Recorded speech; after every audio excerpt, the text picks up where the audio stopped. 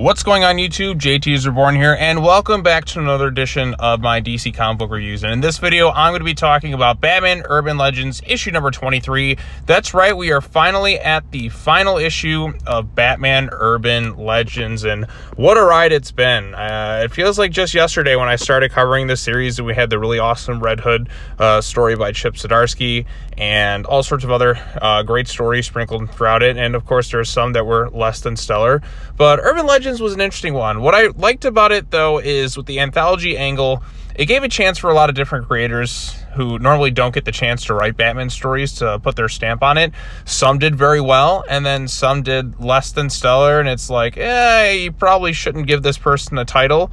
But it was a fun ride covering every single issue. It's, like 2 years now I started this thing? Holy crap. It just feels weird to say that I'm at the end. We started this back in 2021. Now we're in 2023, and this is the end of Urban Legends. And what a ride it's been! Almost 2 consecutive years of Batman Urban Legends. Now, I am somebody who said that I thought this book probably should have ended a little bit sooner, because it didn't feel like anything of significance was happening. But at the same time, now that I'm kind of approaching the end of it, I think I will probably miss at least some of it, because with the anthology angle, we could get some really good stories in there. Not everything's gonna work, but you at least have like 3 to 4 options, and hopefully at least one of them sticks. And that's the case with a lot of issues with Urban Legends. And in this book, we had 2 that were really solid, like another one that was pretty interesting, and then a fourth one, which is kind of just the one shot that they had in this one that's just kind of okay, but nothing really bad or anything insulting like that. So let's go ahead and quickly talk about it, and then I will say my condolences and farewell to Urban Legends in general. So here we are. Look at that. There's everyone on the cover here. And I also think the final story is kind of a perfect conclusion to this title, just the way it kind of ends. Dawn of DCU. So if you want to check out my Lazarus Planet Alpha review, go ahead and check out the video I posted yesterday on the channel. So there is that. So we have a couple stories here. We have the second part of Jamal Campbell's Nightwing story about the director, parts 2 of 2. Really fantastic artwork, and the story itself is pretty interesting too. I would actually like to see Jamal Campbell take a couple issue run on the Nightwing book, maybe just see what they can do with it.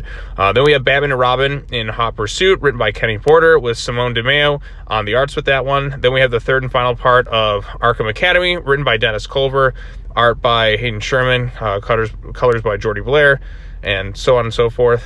And then lastly, we have the best story of the bunch, Batman in the Murder Club, part 4 of 4, written by Joey Esposito, with Vasco Georgiev as the artist, and Alex Munoz as the colors. There's the credits there, so you can go ahead and take a look at it. But yes, so we have 4 different stories in here, and I did enjoy all of them. The weakest one is Batman and Robin in Hot Pursuit. It's, I think too, like the story itself, nothing all that exciting or interesting happens in that one per se. It's just kind of Dick Grayson in his second year as Robin, taking over driving the Batmobile, and them kind of learning to become partners and like as equals, and instead of just, you know, one superior than the other. It's things we've kind of seen before. And even the art by Simone DeMeo, there is one flaw, or like an issue I have with the art. It's nothing too major. I think it's something that could just be throttled back with, but it is their own unique, distinct style, and I do like the Simone DeMeo artwork for the most part, but there's one thing that kind of bugs me about it, but we'll get to that one in a second. So the first one is Nightwing and the director. This is part 2 of 2. I really enjoyed the first chapter of this thing. I thought the art, especially in this thing, the art in this is really, really good. But basically there's somebody known as, they're calling themselves the director, who's going around and all these people are dying. It's kind of orchestrating these things, filming people, and there was kind of hints of Seer involved, and then there's another character kind of involved in this thing. Somebody named Flamingo comes in. I'm not really familiar with Flamingo, but they are basically a cannibal and killing people. And then eventually you find out the identity of the person as the director. Also, Babs kind of comes in too as Batgirl to help out and fight and such. Is somebody who was there the whole time, and then she turns out to have some sort of like cybernetic enhancements in her head. Kind of reminds me of the Miracle Molly character that James Tynion introduced in his books a little while back.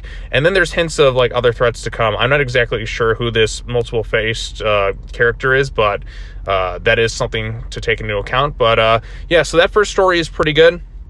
Jamal Campbell's artwork is excellent, and I'd like to see Jamal Campbell tackle some more Nightwing stuff, at least when it comes to art, and because the art is really, really good, but even as a writer too. So if you can do write and draw at the same time, I think that's a really awesome combination. Next up is Hot Pursuit. That's the Kenny Porter and Simone DeMeo one. Now, like I said, I do like the Simone DeMeo art. I think one of my issues with it though is there's kind of an excessive amount of red circles, and I don't think I've ever established that criticism, but if you look across this whole thing, it is just everywhere, and it's kind of giving like that blurry feeling, like when you just open your eyes, maybe you got hit in the head or something, you're kind of seeing stars, or things are kind of a little blurry and you see little like dots and circles. Maybe that's the appeal it's going for. I do think at times it's a little bit excessive, like look at like circle, circle, circle. And then we go to this page, red circle, red circle, red circle. Like it's not necessary. I think it kind of takes away from some of the art in the issue. I think it's a little bit excessive. Throttle back on that a little bit more, because sometimes it kind of muddles some of the details in the art, kind of makes it a little bit more blurry. And I think the artwork would be pretty good in general, but it's not much of a eventful story. These are these quick one-shots and that, and like I said, I like the art style. It's definitely unique and stylistic. I just think the red circles, they're a bit excessive, and it's something I just noticed when I was reading. I'm like, wow, there's just a lot of red circles, and is Polka Dot Man infecting the page or something? But yeah, that's my one critique. I think you could throttle back on the red circles, because like I said, there's some nice looking artwork here, but I just don't see the purpose for them.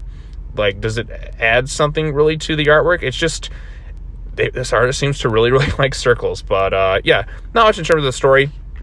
Then the part 3 of that Arkham Academy thing, which yeah, Killer Croc did murder that kid who was talking shit, but it's all kind of been orchestrated. You think this is like a rehabilitation type place with the whole scared straight aspect that they got from those TV shows and all that, where okay, we're gonna scare these kids into, like, by putting them with the real Gotham villains, these wannabes and that. But the real twist of it all, and I guess spoilers from this point onward, is this is actually being orchestrated by the Court of Owls, who is trying to like train the next generation of villains to be on their side. So that was an interesting twist. I didn't expect the Court of Owls to be involved with it, and I think Arkham Academy has some potential, or at least some of these story elements to be carried over into perhaps some other Batman related books going into the future. I think there's some interesting concepts here. It's more interesting like than Teen Titans Academy was. It's a bit different. I think the villain aspect makes it feel a little bit more fresh, and seeing how there's somebody who's kind of in a gray area right there, and then you have these other characters involved with the Court of Owls kind of manipulating these kids to become their future soldiers, if you will. I like that aspect. I thought that was interesting. Artwork is pretty solid too, for the most part. And then we get the final story, which is written by Joey Esposito. This was the whole also involving the Court of Owls, and it's Bruce with his parents one last time. I really like this one. I think this is the strongest of the 4.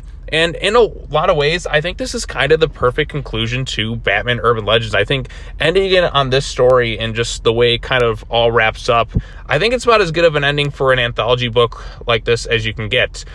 Basically, Bruce's parents do have to accept the fact that they are going to go back in time and have to pass on, but they're given this final bit of closure with their son, and the fact that they're proud of.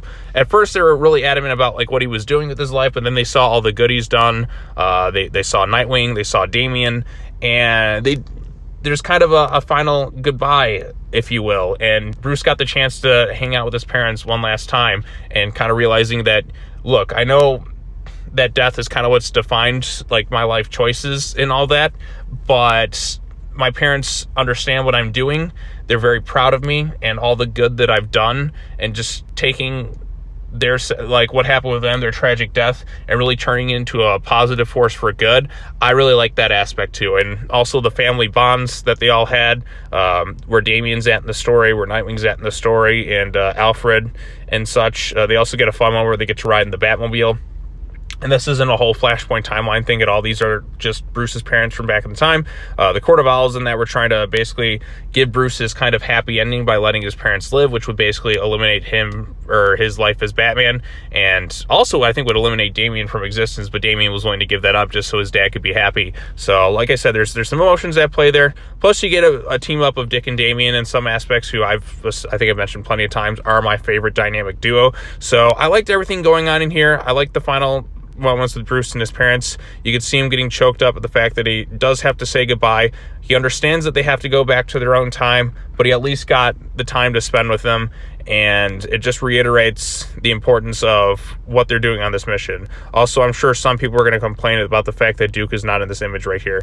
But for what it's worth, like I said, I liked it. I think that final panel of the three of them right here going off into the night and just doing Batman and Robin and Nightwing stuff, it kind of is a perfect capstone to Urban Legends in general. So now it doesn't really set up anything for the future or anything like that, but, and maybe Arkham Academy kind of does, but the rest of the stuff, and also the Jamal Campbell Nightwing thing does its job at setting things up for potential storylines to hopefully be explored in some capacity. But yeah, that final shot of the three of them right there, and just kind of the way the story wraps up by tying back into Batman's origins with his parents and finding a clever way to integrate them into the current timeline, but also a way to kind of send them back, but also giving closure and showing that his parents are proud of him and getting to spend that little bit of extra time with his folks. He understands they have to go back. There's no kind of selfishness in his decision, but they understand, like, look, we got to go back to our own time. We've accepted our fate, but we are proud of you, son. The emotions on display there are really good. The artwork is good. The characters are pretty on point there. There's some funny banter in that within the issue as well. And yeah, I think it's a perfect capstone to conclude Batman Urban Legends on. So overall consensus, I did like issue number 23 of Batman Urban Legends. I think it's a solid way to conclude the series. Do we need any more after this? We'll probably get some sort of anthology book. I think Brave and the Bold's coming out, but I don't know if I'm going to really be picking that one up. Maybe if I hear good things, I'll take a look at it, but I don't know if I'll be covering it. But Urban Legends in general was a series that, for the most part, delivered some pretty good stuff. Yeah, some of it felt a little excessive at times, and I'm like, do I really want to be reading and covering this at times? Because there's a lot of stories that didn't fully work for me, and there were some that I thought weren't very good, but I got to remember all the good stuff. There's been so many stories throughout this whole entire series that I've kind of forgotten a lot of what's happened, and maybe one day I'll go back and reread the whole series, because like I said, there's a lot of good stuff in here, and it's 80 pages, so you get a lot. You get your bang for your buck in this thing. So yeah, I think that's going to wrap it up, and that'll wrap it up with the DC comic book reviews for this week. I'll get to more stuff next week, but I just want to cover this thing for right now. More Lazarus Planet stuff on the way, but I wanted to say thank you all for watching this video so much. It's time to say goodbye to Batman Urban Legends. It's been a fun ride, but all good things must come to an end. So post your comments down below. Let me know what you thought of Urban Legends as a whole and this issue in general. And yeah, that's going to wrap it up. I'll see you guys next time. As always, take care now. Bye-bye then, and I will see you all in the next video. Peace out.